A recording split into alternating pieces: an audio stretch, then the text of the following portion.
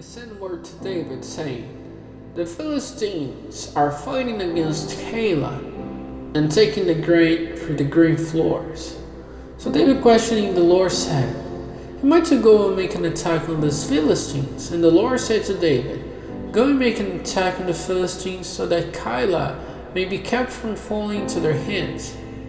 And David's men said to him, "Even here in Judah, we are full of fear. How much more then if we go to Keilah against the armies of the Philistines?" Then David put a question to the Lord again, and the Lord answering said, "Up, go down to Keilah, for I will give the Philistines into your hands."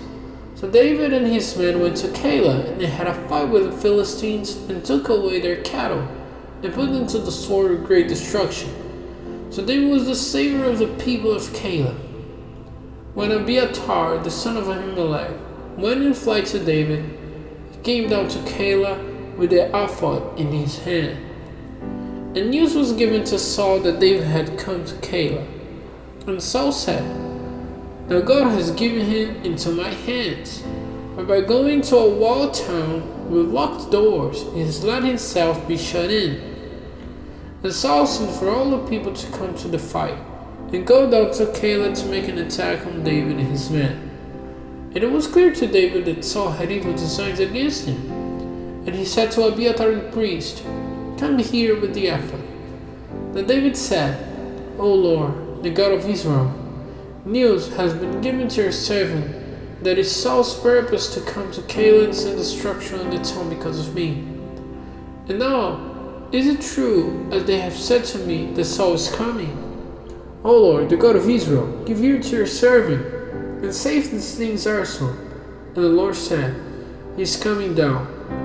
Then David said, "Would the men of Keilah give me and my men up to Saul?" And the Lord said, "They will give you up."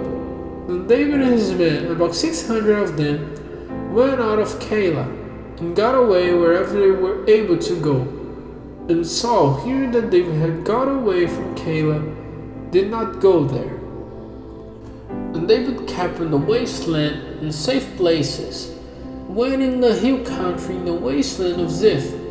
And Saul was searching for him every day, but God did not give him up into his hands. And David was full of fear, and knowledge that Saul had come out to take his life. And David was in the wasteland of Ziph in Horesh. And Saul's son Jonathan went to David near Horesh, and made his hands strong in God, and said to him, "Have no fear, for Saul my father will not get you into his power. You will be the king of Israel, and I will be by your side, and my father Saul is certain of this." And the two of them made an agreement before the Lord. And David went and lived in Horesh, and Jonathan went back to his house.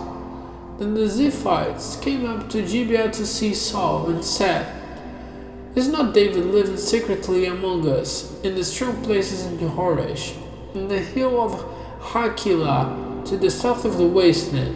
So now, King, have your soul's desire, and come down, and we for a part will give him up into the king's hands."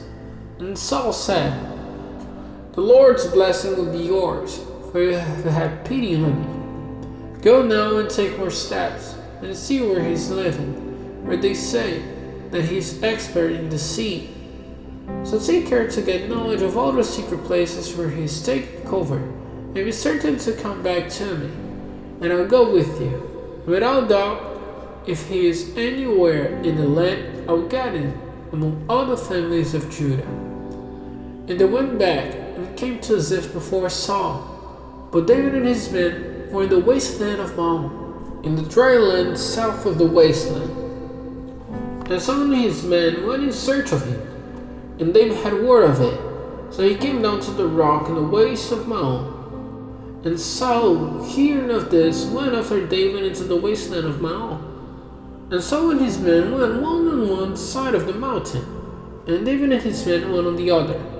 And David's purpose was to get away as quickly as possible from fear of Saul. For Saul and his men were making a circle around David and his men in order to take them. But a man came to Saul saying, "Be quick and come, for the Philistines have made an attack on the land."